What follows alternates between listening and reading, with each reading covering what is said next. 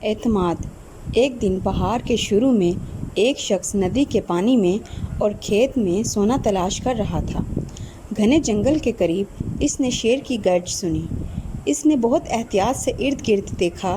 گرج کی آواز دوبارہ آئی۔ سمت کا تعین کرتے ہوئے جہاں سے آواز آئی تھی اس نے 20 قدم کے فاصلے پر ایک بڑے شیر کو دیکھا۔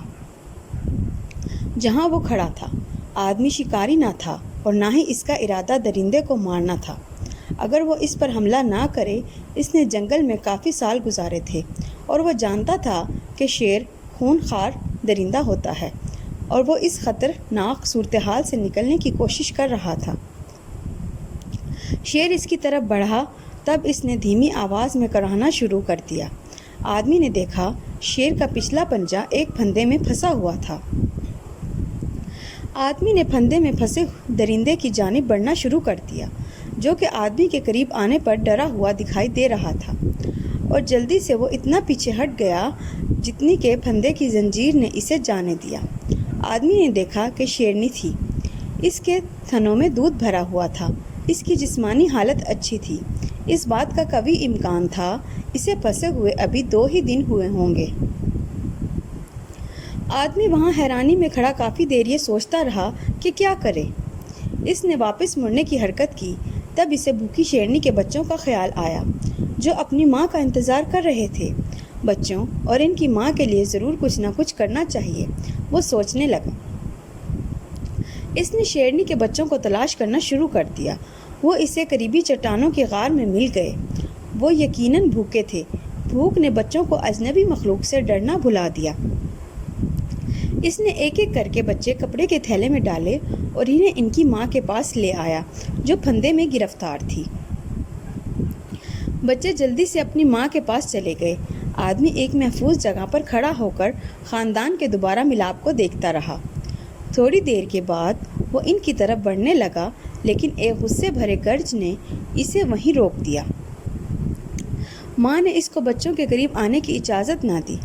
آدمی ایک قریبی درخت کے پاس گیا اور اس کے تنے کے ساتھ ٹیک لگا کر بیٹھ گیا۔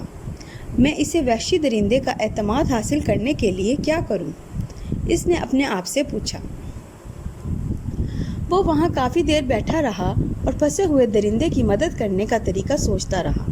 تب وہ کھڑا ہوا اور تقریباً بھاگتا ہوا اپنے عارضی لکڑی کے بنے ہوئے کمرے میں گیا۔ تھوڑی دیر بعد وہ ہاتھ میں گوشت کا ٹکڑا لیے واپس آ گیا۔ اس نے گوشت کا ٹکڑا شیرنی کی طرف پھینکا۔ شیرنی نے تھوڑی سی ہچکچاہٹ کے بعد کھانے کا تحفہ قبول کیا اور اسے کھا لیا۔ چاروں بچے جن کی بھوک مٹ چکی تھی آدمی کے پاس آئے اور اس کے پاس دوڑنے اچھلنے کودنے لگے۔ ایسا معلوم ہوتا تھا انہیں آدمی پہ پورا اعتماد ہو گیا ہے۔ اگلے چند روز تک آدمی شیرنی کو دن میں 2 مرتبہ خوراک دیتا رہا۔ ہر مرتبہ جب وہ گوشت کا ٹکڑا دیتا وہ بچوں اور ان کی ماں کے اور زیادہ قریب چلا گیا۔ 5ویں دن جب شیرنی گوشت کا ٹکڑا کھا رہی تھی اس آدمی کے قریب آ کر بیٹھ گیا۔ در حقیقت وہ شیرنی کے اس قدر قریب آ چکا تھا وہ اس پر حملہ بھی کر سکتی۔